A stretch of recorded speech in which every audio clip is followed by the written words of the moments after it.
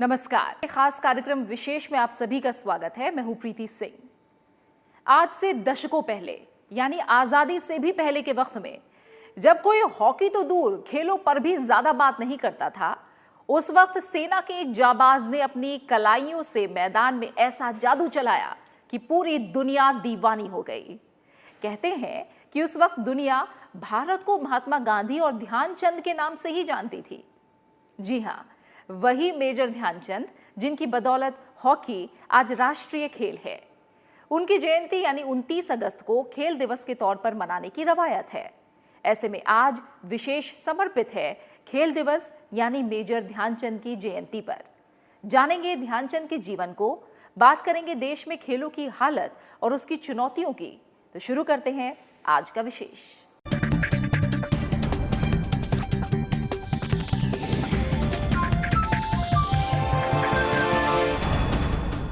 खेल दिवस जिनके नाम पर मनाया जाता है, उन्हें पूरा देश हॉकी के जादूगर के नाम से जानता है। जी हां, हम बात कर रहे हैं मेजर ध्यानचंद की। शुरुआती दौर में सिर्फ नौकरी के मकसद से सेना में वो भर्ती हुए थे, लेकिन बाद में उनका जुड़ाव हॉकी से हो गया और इस खेल ने उन्हें सफलता के शिखर पर पहुंचा दिया। आइए देखते हैं मेजर ध्यानचंद की जिंदगी का सफरनामा। इंडिया स्कोर साल 1936, जगह बर्लिन, तारीख 15 अगस्त। मौका बर्लिन ओलंपिक पुरुष हॉकी का फाइनल मुकाबला। हॉकी स्टिक से गेंद को दूसरे खिलाड़ियों से छीनकर आगे बढ़ते ये हैं हॉकी के युग पुरुष मेजर ध्यानचंद। भारतीय टीम ने इस मैच को 8-1 से जीता और ओलंपिक में तीसरा स्वर्ण पदक हासिल किया।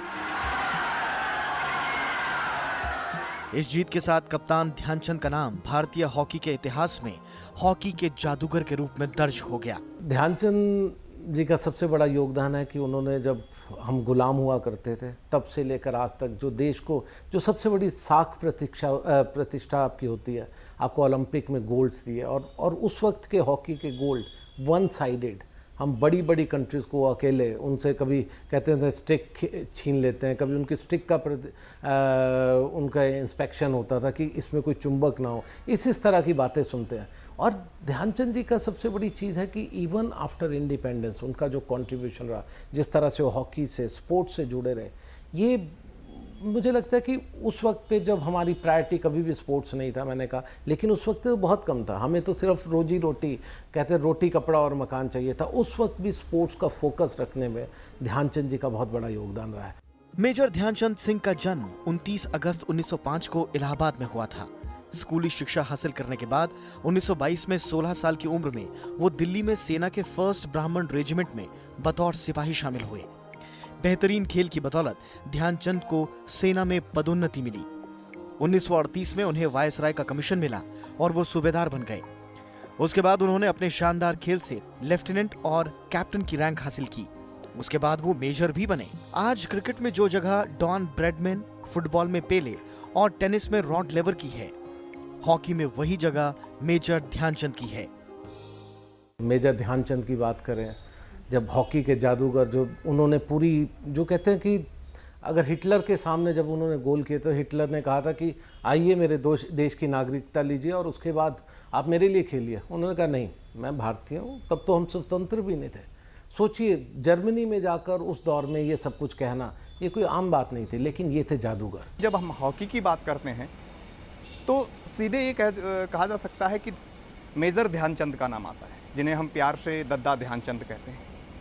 तो ये कह सकते हैं कि भारत में जहाँ की खेल संस्कृति है ही नहीं और खेलों को एक तरह से गौण माना जाता था, वहाँ एक ऐसा खिलाड़ी पैदा होता है कि जो अकेले दम पर एक खेल में अपनी विशेष छाप छोड़ता है और ओलंपिक सरी के खेलों में ये कह सकते हैं कि विदेशी खिलाड़ियों ने ही विदेशी शासकों को भी प्रभावित करता है। 1926 में मेजर ध्यानचंद को 21 साल की उम्र में न्यूजीलैंड जाने वाली भारतीय टीम के लिए चुना गया।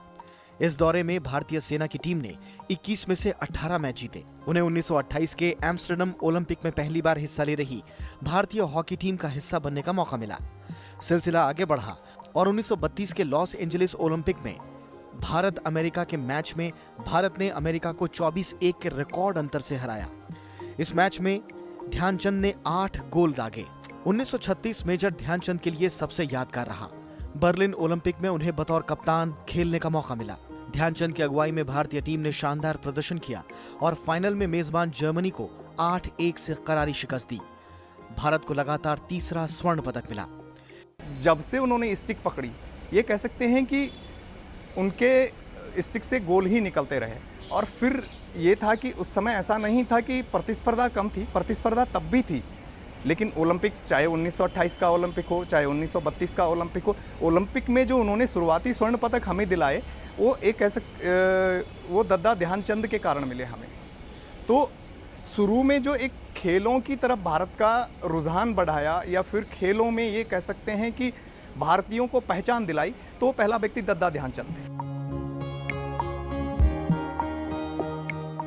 इन्हीं दिनों ध्यानचंद के खेल से प्रभावित होकर जर्मनी के तानाशाह हिटलर ने उन्हें जर्मनी की सेना में शामिल होने की पेशकश की, लेकिन ध्यानचंद ने उस प्रस्ताव को ठुकरा दिया। 1948 में 43 साल की उम्र में ध्यानचंद ने अंतर्राष्ट्रीय हॉकी को अलविदा कह दिया। शानदार खेल की बदौलत मेजर ध्यानचंद विश्व भर में छाए रहे। मेजर ध्यानचंद को 1956 में पद्म भूषण से सम्मानित किया गया। 3 दिसंबर 1979 को हॉकी के जादूगर मेजर ध्यानचंद का निधन हो गया।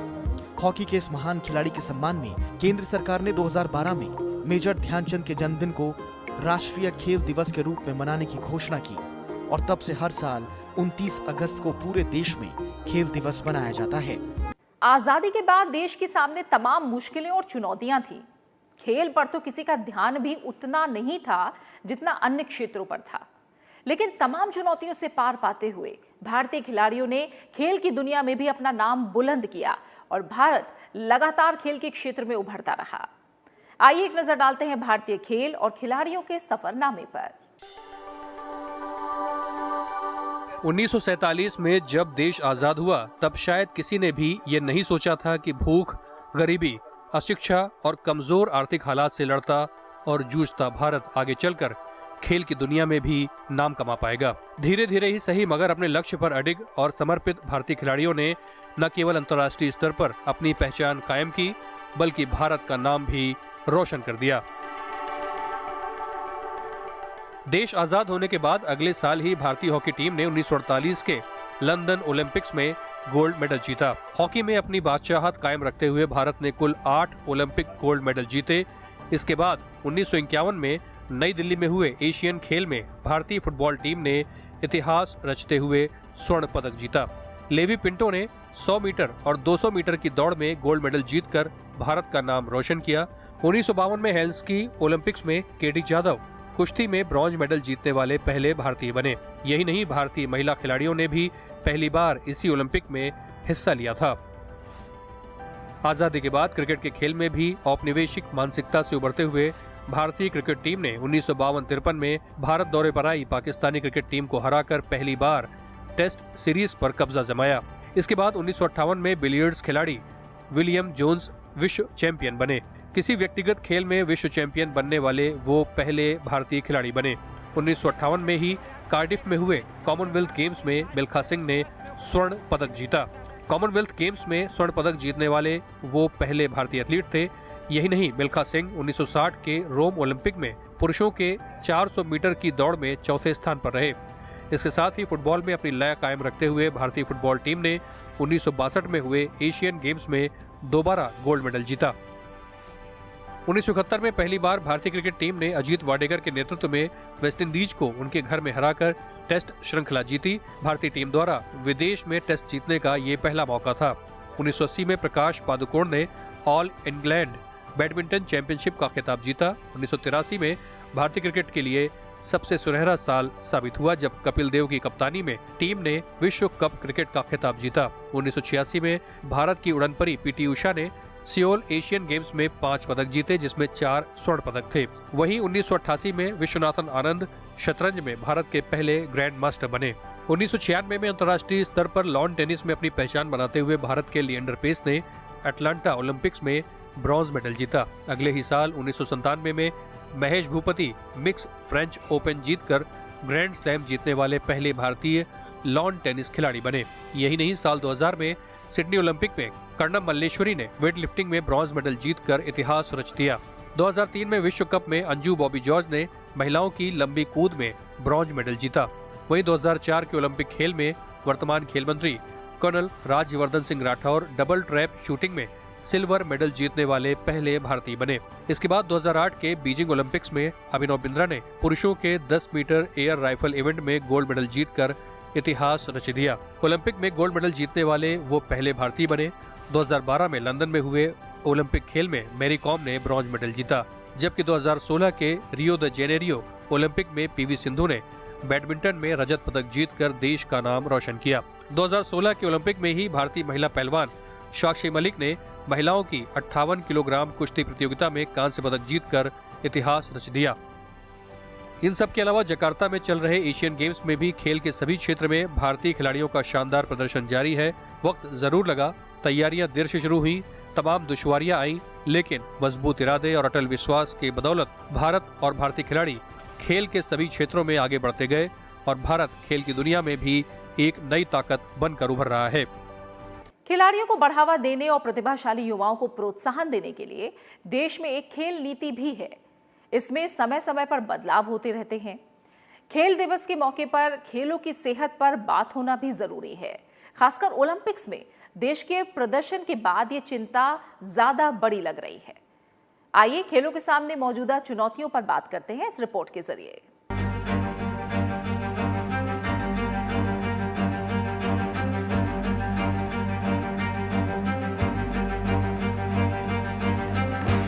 भारत में खेलों की दो दुनिया हैं। पहली दुनिया है क्रिकेट की, जिसमें कामयाबी है, ग्लैमर है और बेतहाशा शोहरत। लेकिन दूसरी दुनिया इतनी रोशनजदा नहीं है। ये स्याह दुनिया कबड्डी, दौड़, ऊंची कूद, जिम्नास्टिक्स जैसे असंख्य खेलों से भरी हुई है। आखिर एक ही देश में खेलों के बीच ये खाई क्यों है?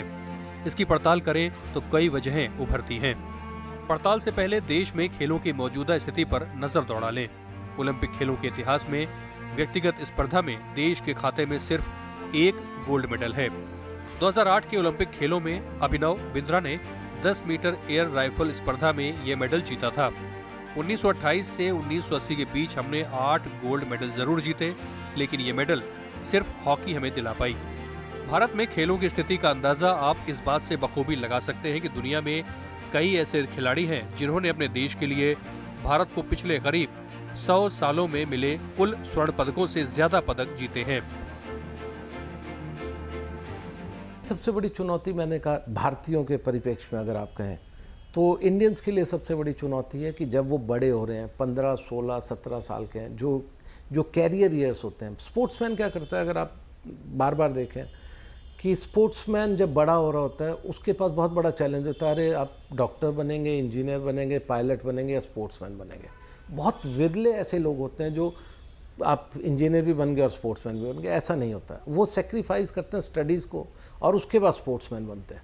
तो अब ऐसे में उनकी तो कोई गलती नहीं है अगर वो एक चीज़ को सेक्रीफाइस कर रहे हैं। तो इसीलिए मैंने कहा कॉर्पोरेट सेक्टर या गवर्नमेंट, सेमी गवर्नमेंट, इन सब का योगदान है कि जब वो बन रहा है और अच्छा है, जूनियर लेवल, नेशनल लेवल पे अचीव कर रहा है, उसको एक प्लेटफॉर्म दीजिए। ये अब आप ये चीज़ लग गए हैं जो भी संस्थान में आपको, अब आपकी रोजी रोटी इज़ टेकन केयर ऑफ। अब आप अच्छा कीजिए, आपको सर्विस में प्रमोशंस मिलेगा। साल 2016 में मॉनसून सत्र के दौरान संसद की स्थायी समिति ने देश में स्पोर्ट्स कल्चर पर कई गंभीर सवाल खड़े किए थे। इसमें सबसे ज्यादा चौंकाने वाला था खिलाड़ियों पर हो रहा खर्च। खेल विभाग ने समिति को कुछ आंकड़े दिए जिन्होंने देश में खेलों की स्थिति पर रोशनी डाली। खेल विभाग के मुताबिक अमेरिका अपने खिलाड़ियों पर रोज 22 रुपए प्रति खिलाड़ी खर्च करता है। ब्रिटेन 50 पैसे प्रति खिलाड़ी रोज खर्च करता है। जमैका जैसे छोटे देश भी 19 पैसे प्रति खिलाड़ी रोज खर्च किया करते हैं। लेकिन भारत में सरकार रोज एक खिलाड़ी पर सिर्फ 3 पैसे खर्च करती है। अमेरिका, चीन, जापान जैसे देशों को छोड़ भी दे तब भी दक्षिण कोरिया और यहाँ तक दुनिया के सबसे सुस्त गति की अर्थव्यवस्थाओं में से एक जमैका जैसे देश हमसे ओलंपिक पदकों में आगे रहते हैं। कारण साफ है, इन देशों का स्पोर्ट्स कल्चर। इन देशों में बचपन से ही खिलाड़ी खोजकर उन्हें सरकारी देखरेख में बड़ा किया जाता है, जबकि भारत में कमोवेश ये स्थिति उल्टी है। जानकार मानते हैं कि कच्ची उम्र में खिलाड़ियों को तराशने का जिम्मा राज्यों को दिया गया है और जब कोई खिलाड़ी अंतर्राष्ट्रीय स्पर्धा के लिए तैयार हो जाता है तब जाकर उसे केंद्रीय मदद मिलती है। खेलों में निवेश को लेकर भी भारत की स्थिति इतनी अच्छी नहीं है। संसद की स्थायी समिति कहती है कि खेलों को बढ़ावा देने से जुड़े राष्ट्रीय खेल विकास कोष यानी NSDF में खुद सार्वजनिक उपक्रम योगदान नहीं कर रहे। रिपोर्ट कहती है कि कंपनियों में CSR और NSDF को लेकर भारी भ्रम है, यानी NSDF में जाने वाला पैसा कंपनियां CSR के नाम पर खर्च कर रही हैं। समिति ने पाया कि खेलों के नाम पर सार्वजनिक क्षेत्र की कंपनियां और बैंक छोटे मोटे अंदरूनी आयोजन करके ये पैसा बहा देती है। इसमें पार्टी, क्लब और छोटे मोटे मैच शामिल हैं, जबकि ये पैसा खिलाड़ियों पर खर्च होना चाहिए। समिति ने खेल विभाग के बारे में जवाब तलब किया था। समिति के सामने खेल विभाग ने माना कि भारत में आबादी की तुलना में खेलों में प्रदर्शन लचर रहा है और खेलों के लिए सुविधाओं के साथ साथ उपकरणों, दवाओं और विशेषज्ञों की भी भारी कमी है। खेल विभाग ने कहा कि खिलाड़ी देश में खेलों को करियर के तौर पर अपनाने से परहेज करते हैं क्योंकि इसमें अनिश्चितता के साथ पैसों की कमी है। समिति ने पाया कि खिलाड़ियों को नॉन ऑफिसर ग्रेड में भर्ती किया जाता है। समिति ने सुझाव दिया कि राष्ट्रीय स्तर के खिलाड़ियों को सरकार अधिकारी ग्रेड में भर्ती करे। एक सच्चाई ये भी है कि सरकारी सेवा में आने के बाद ज्यादातर खिलाड़ी अपने खेल पर फोकस नहीं कर पाते और दूसरे कामों में व्यस्त हो जाते हैं। स्थायी समिति ने जिन खामियों को उजागर किया है वो बेहद गंभीर लेकिन सीमित है। खेलों के सामने जमीनी चुनौतियां कई और भी हैं। इसमें सही कोचिंग का अभाव, विदेशी कोचों पर ज्यादा निर्भरता, स्कूली शिक्षा में खेलों को बढ़ावा, राष्ट्रीय स्तर पर खेलों के लिए समर्पित संस्थान, रिसर्च, बुनियादी सुविधाओं और संसाधनों की कमी, गरीबी और प्राइवेट सेक्टर की ओर से निवेश में भारी कमी शामिल है। देश की 60% से ज्यादा आबादी युवा है। इसमें भी बड़ा हिस्सा 24 साल से कम उम्र के युवाओं का है। खेलों के मामले में दुनिया का सिरमौर बनने की यह आदर्श स्थिति शायद कभी नहीं होगी। यही वजह है कि मौजूदा केंद्र सरकार ने इस दिशा में काम करने के लिए कई ऐसी नीतियां बनाई हैं जिससे भारत में स्पोर्ट्स कल्चर के माहौल को सुधारा जा सके। इसमें खेलो इंडिया जैसे कार्यक्रमों की शुरुआत के अलावा खिलाड़ियों और राष्ट्रीय खेल संघों की सहायता बढ़ाना, कोचों के लिए विशेष सहायता और अवार्ड, एथलीट्स के लिए सुविधाओं में बढ़ोतरी, क्षेत्रीय खेल संघों का गठन और उन्हें मान्यता का प्रावधान जैसे कई कदम उठाए गए हैं। देश में नए खिलाड़ियों की पहचान करने और उनके निखार के लिए लगातार कई कार्यक्रम चलाए जा रहे हैं। सरकार की कोशिश है कि खिलाड़ियों को बचपन से ही खेल भावना के लिए प्रेरित करके उनके भीतर छिपे स्पोर्ट्स स्टार को बाहर निकालने की कोशिश की जाए। लेकिन ये सब मुमकिन कैसे होगा? इसके लिए हमारे देश में खेलों के विकास के लिए बनी नीतियों पर गौर करना जरूरी है।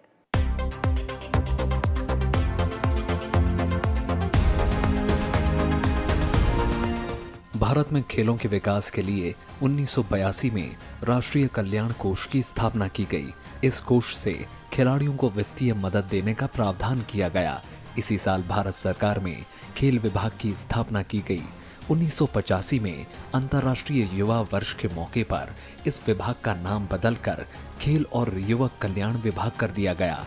7 मई 2000 को इसे स्वतंत्र मंत्रालय घोषित कर दिया गया। 30 अप्रैल 2008 से इस मंत्रालय को युवक कल्याण विभाग और खेल विभाग में बांट दिया गया। खेल और युवक कल्याण मंत्रालय के तहत भारतीय खेल प्राधिकरण यानी SAI की भी स्थापना की गई।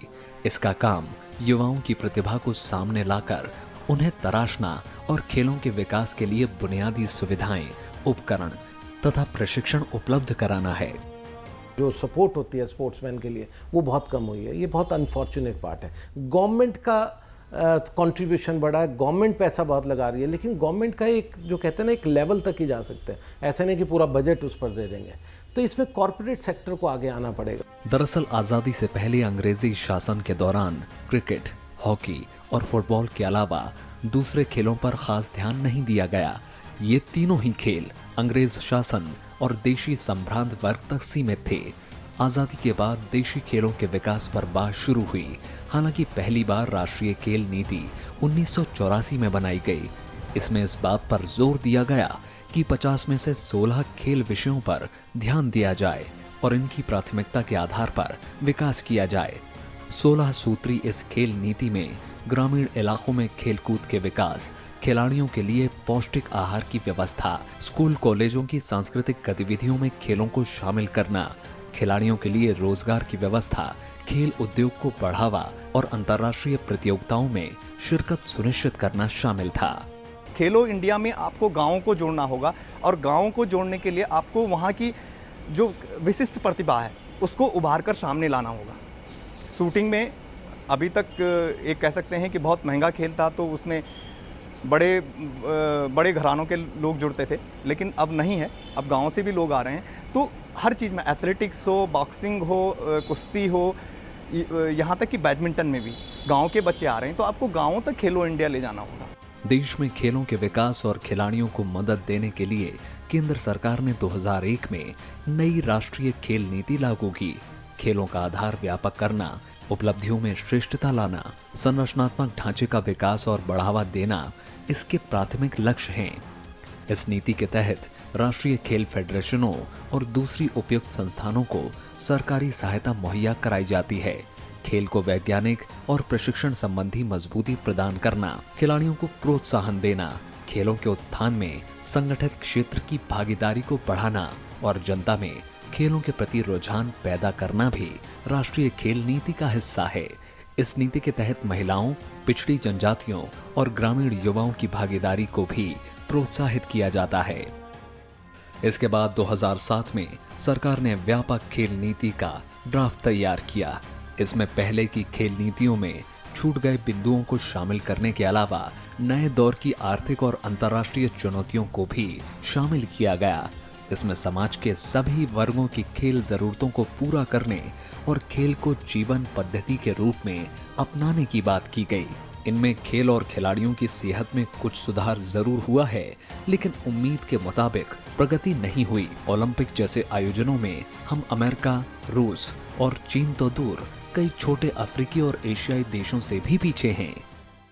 और खेलना चाहते हैं हम, खूब खेलो साथ में है हम, खेल से मुस्कान पाए हम, खेल से पहचान पाए हम, दुनिया को हिलाएंगे, खेल के दिखाएंगे, हम नहीं है किसी से कम। देश में खेलों को बढ़ावा देने के लिए 2017 में सरकार ने खेलो इंडिया कार्यक्रम की शुरुआत की, जिसका उद्देश्य देश भर में खिलाड़ियों को प्रशिक्षण देना है ताकि देश में खेल की स्थिति और स्तर में सुधार किया जा सके। खेलो इंडिया योजना के तहत सरकार ने साल 2017-18 से 2018-19 तक की अवधि के लिए 1,756 करोड़ रुपए खर्च करने की योजना बनाई है। इस योजना के तहत प्रत्येक साल अलग अलग खेलों से 1,000 खिलाड़ियों का चयन किया जाएगा। चुने हुए खिलाड़ियों को लगातार 8 सालों तक 5 लाख रुपए की आर्थिक सहायता दी जाएगी। साथ ही इसके तहत देश भर में 20 विश्वविद्यालयों को खेलों के हब के रूप में विकसित करने का लक्ष्य है। खेलो इंडिया कार्यक्रम के तहत पहला खेलो इंडिया स्कूल गेम्स का आयोजन 31 जनवरी 2018 से 8 फरवरी 2018 तक दिल्ली में किया गया, जिसमें 17 साल से कम उम्र के देश भर से आए खिलाड़ियों ने 16 खेलों में भाग लिया। सरकार की कोशिश खेलो इंडिया कार्यक्रम को व्यक्तिगत विकास, सामुदायिक विकास, आर्थिक विकास और राष्ट्रीय विकास के रूप में खेलों को मुख्य धारा से जोड़ने की है।